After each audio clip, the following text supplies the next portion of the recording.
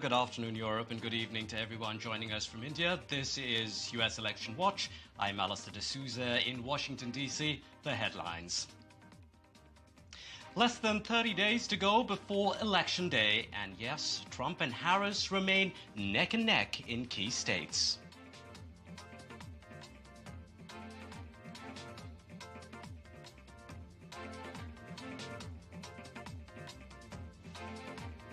Harris and Trump commemorate the October 7th attack on Israel.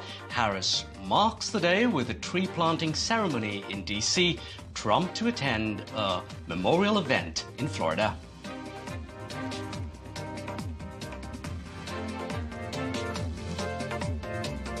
Trump says he thinks he should get 100% of the Jewish votes. Trump claims Netanyahu is not listening to Biden at all.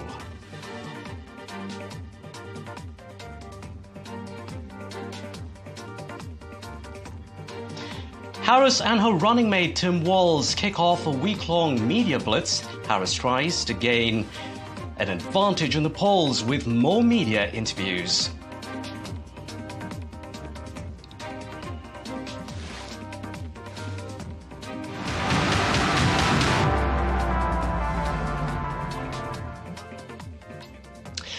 With less than a month to go for Election Day, Vice President Kamala Harris and former President Donald Trump continue their final push for the White House. Both candidates are locked in a neck-and-neck race in all those battleground states from the Rust Belt to the Sun Belt.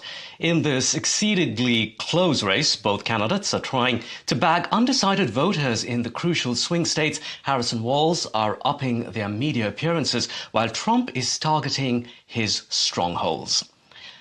Now, today marks 1 year since Hamas's surprise attack on Israel, where around 1,200 people, mostly Israeli civilians, were killed. 250 hostages were captured. Currently, around 100 hostages have not been returned, a third of whom are believed to be dead.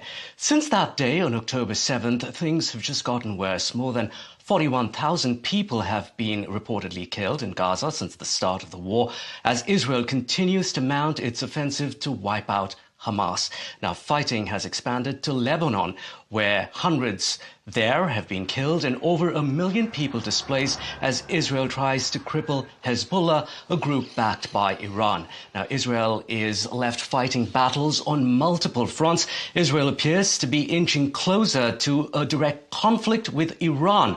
All of this as the U.S. heads to the polls in that hotly contested election. Now, let's get to you more on this. We're joined by Jennifer Smits-Kilgus. She has 15 years of experience working in the U.S. Senate and the White House, along with other agencies. She's now a senior lecturer at the Hague University of Applied Sciences. We're also joined by also Republican strategist, that's Matt Klink. He joins us as well this morning here on NDTV. Now, Jennifer, let me come to you first. The U.S. election is just weeks away. A senior Middle East analyst at the Hudson Institute, a think tank, says that Israel will do what it wants during this period, and before the next president takes office in January, Israel will step up its attacks, essentially. Others say that Israel will only continue to be emboldened by this election cycle. What's your take on the issue? My take on the issue is that nobody, no candidate, nor will President Biden make any kind of definitive decision or make a definitive statement on what is going on in the Middle East. So what Trump has said is that he said that Israel should give retaliatory bombs to the Iranian nuclear plants. Kamala Harris dodged a question on 60 Minutes the other day about whether or not Netanyahu was a close ally, yes or no. So Trump will continue to make incendiary statements, but I don't think anyone will give a definitive plan forward until after the elections. All right, Man, what about you? What do you think? Is Israel going to use this as a window of opportunity? Israel is going to do whatever it sees in its best interests, and in the Biden and Harris administration, I think that Prime Minister Netanyahu and his government have made the calculation that, while America may say all the right things, that they're behind Israel, the reality is that they're not. And in your case in point is the Biden-Harris administration have delayed key weapons. They have encouraged ceasefires, or when Iran bombed Israel the first time, they said, quote unquote, take the win and don't respond.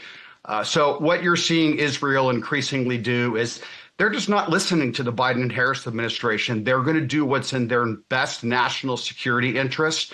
And I think that Benjamin Netanyahu has made the calculation that he would rather get rid of Hamas and, to the greatest extent possible, Hezbollah now, because he could have a very unreliable partner in the White House if Mrs. Harris wins on November 5th.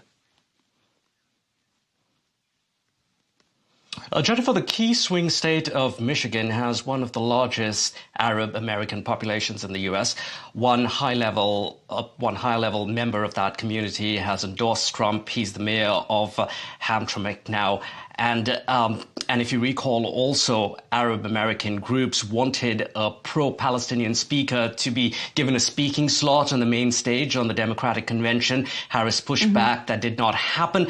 How would you say Harris is handling this crucial demographic of Arab and Muslim voters?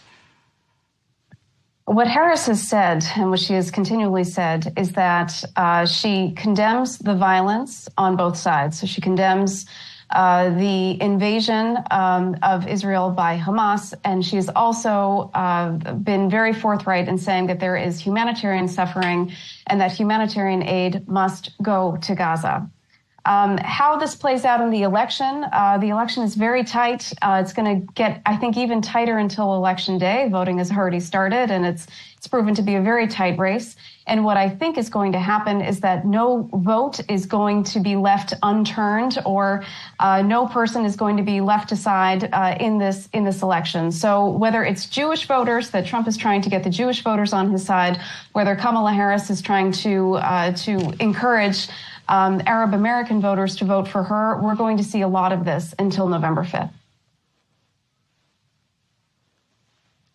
All right, Matt, let's just talk a little bit more about those Jewish voters. Trump has made some blistering remarks on the issue. He said that Jewish voters who do not support him need to get their heads examined. He has insisted that he is their protector, and most recently suggested that if he loses, it will be their fault. Now, some say the comments are offensive.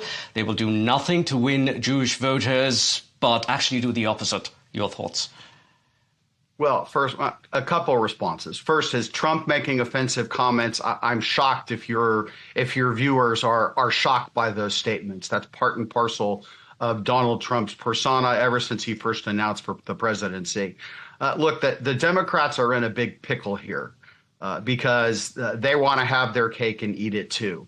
In that they say the Democrats say that they support Israel, but they're also trying to thread the needle because they don't want to alienate those Jewish voters and the far left Hamas caucus in the Democratic Party that actually supports the actions that Hamas did on October 7th.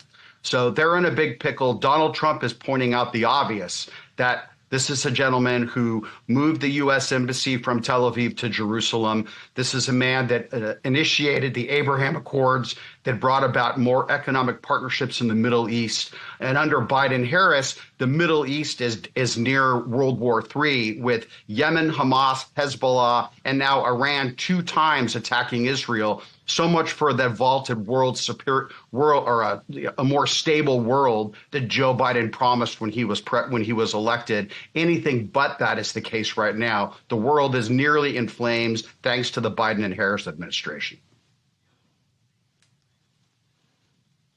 Jennifer, what do you think? Because Trump has previously struggled to secure Arab votes, so his focus really should be on those Jewish voters. But Trump not making much win with Jewish voters, would you say, with rhetoric like that? I don't think it's a winning rhetoric. Many Jewish organizations have come out and said that it fans the flames of anti-Semitism.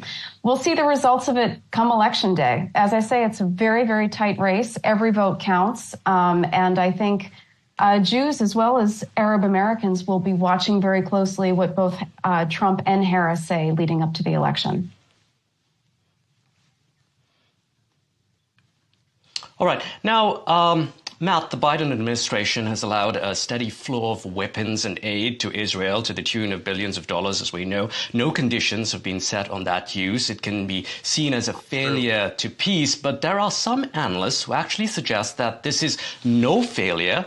This is the Biden administration pressing the reset button in the Middle East. At least that's what one of the former State Department officials who resigned because of the war said, that this is not simply a tragedy of errors. What do you think?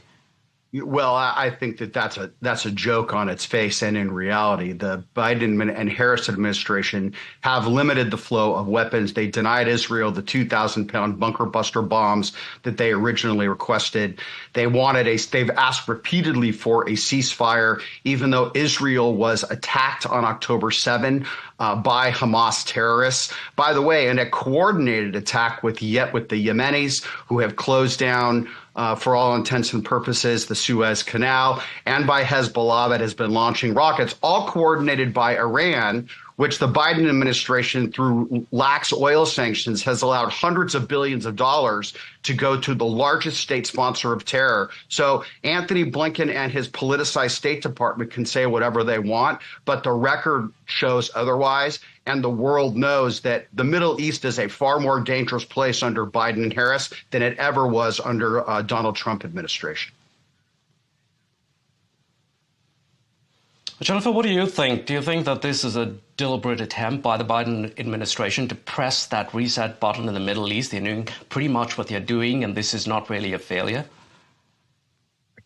I think you have to go back to when Biden pulled out U.S. forces of Afghanistan, and he made a pledge in that speech that there would be no new boots on the ground in any wars in the Middle East or in Afghanistan. So I think sending weapons is a substitute for boots on the ground, and I think it's going to be very difficult for America not to get involved, especially as the war escalates between Israel and Iran. All right, Jennifer and Matt, do stay with us. We'll come back to you in just a few seconds. Let's get our viewers a quick update on this next story. 4 years after the last U.S. election, and many Republicans are still struggling to admit that former President Donald Trump lost the White House in 2020. Arkansas Senator Tom Cotton and Speaker Mike Johnson are the latest Republicans who denied Trump losing the election. In an NBC interview, Senator Tom Cotton questioned an NBC anchor on whether she could definitely prove that Trump lost the 2020 race. His remarks come on the heels of J.D. Vance's refusal to admit Trump's defeat during last week's debate with Tim Walz. Now, Jennifer and Matt still with us. Jennifer, to you first. What's the strategy here, if you can even call it that? What's the strategy? Well, I think if Trump really did not lose the 2020 election, he would be the incumbent and not the former president. And I do think that this is a strategy to stir up MAGA support for legal battles for contests in certain states. Matt, you're a Republican strategist. What do you think about all this talk of Trump having not lost the election? Well, look, first of all, I mean, it's obvious that Joe Biden won the election, as Jennifer so rightly pointed out, because he's sitting in the Oval Office. But the fact that Tim Walz didn't answer a question, or that J.D. Vance didn't answer a question posed by Tim Walz, that's not a requirement in any debate. And I would point out that if you're going to hold him to that standard, neither did Tim Walz answer the question that J.D. Vance asked about government censorship. So, again, this is just the American national news media that is obsessed with January 6th. And the majority of Americans at this point, they're beyond that. What they realize is that under the Biden and Harris economy, you pay more to live less, that every consumer staple is more expensive. Gasoline costs more. The world is a much, much less safe place under the Biden and Harris administration. And more disturbingly, from a cultural standpoint, you have Tim Walz voting to put tampons in the boys' bathroom in high schools in Minnesota, and Kamala Harris saying that she wants to provide government-funded sex change operations for people that are in this country illegally and for prisoners. So they're the real radicals here. And I think that that's why this election is where it is, and why Donald Trump right now, well, the polls show it's effectively tied in the 7 swing states. That means that Donald Trump is in the lead because he underperforms in polls and overperforms on the election day. Jennifer, a quick reaction from you on what you just heard. Well, I think Trump, although you say that he's really, great in so many ways, I think he is a liar, and he lies a lot, and he uses his position of power to take advantage of people. He has been discriminatory towards so many different categories of people throughout the United States, and he is chaotic and unpredictable, especially in foreign policy. And during his presidency, he did not even have the patience to sit through the daily security briefing. So I worry that if he takes office, what happens to the Middle East? And yet, Jennifer, when he was president, we had no new wars. Contrary to Kamala Harris, the U.S. does have boots on the ground in the Middle East right now. We have troops in Iraq and in Syria, even though Kamala Harris misspoke or maybe lied in the debate on that. And you have the disastrous pullout from Afghanistan. So the world is much more in doubt and vulnerable under the weakness of the Biden and Harris administration. It was much more stable under Donald Trump. So you can say what you want, but the facts prove otherwise.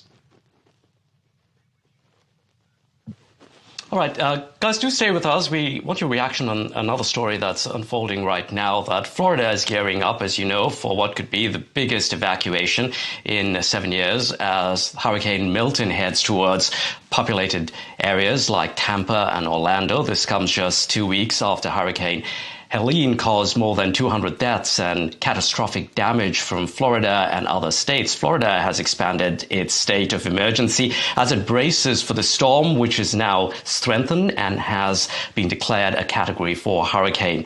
Now, Jennifer, you've been tracking the story, and of course, Matt, you as well. We've heard a lot of misinformation coming in from Trump, Jennifer, talking about how funds for this for Hurricane Helene, at least, were not diverted to the right people, the people who've been affected in North Carolina and elsewhere, but actually diverted to problems on the southern border. What do you make of Trump's latest comment and his misinformation there? Well, that's, I think, a classic Trump disinformation move. The FEMA funds were intended to go where they were intended to go, and they reached the people that they needed to reach. So Trump used it as a political stunt to further his campaign and to win over votes and to try and use the social media machine to push out lies about where the funding was going. Except that it's not. It's an indisputable fact. What do you think? Is this really going to win out? Well, except that it's not. It's an indisputable fact that FEMA, which is the Federal Emergency Management Agency, spent $1.01 billion to fund the Biden and Harris open border policy. And Alexander Mayorkas, the Secretary of the Department of Homeland Security, went on and said that they would have to request more money for the initial Hurricane Helene. The problem is that the federal government response to rural communities in North Carolina and Georgia, ironically enough, some of the most Republican counties and precincts in those two states, has been woefully slow. So they can say all they want is that we have the money, but the aid's not getting where it needs to go. FEMA was not prepared for this, but they were really prepared when they've let in 10 to 12 million people into our country illegally. So, yeah, it is a big deal. And just as Hurricane Katrina was... I'm sorry, go ahead. The money, though, that FEMA says, it comes from a different pot entirely. Don't mix up the southern border issue with the aid going out for Hurricane Helene.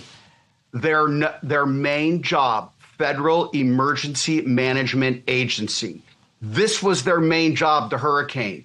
They took their eye off the ball and spent $1.01 billion on people in this country illegally because the Biden and Harris administration cares more for illegal immigrants than it does for certain American citizens. So it's a very easy connection to make, and you don't have to be a government expert to see that connection being made. And that's why people in Georgia and North Carolina are frustrated, because the federal government is not doing what it needs to do. Thanks very much indeed, Jennifer and Matt. Spent a lot of time with us here on NDTV this morning. Appreciate it, like always.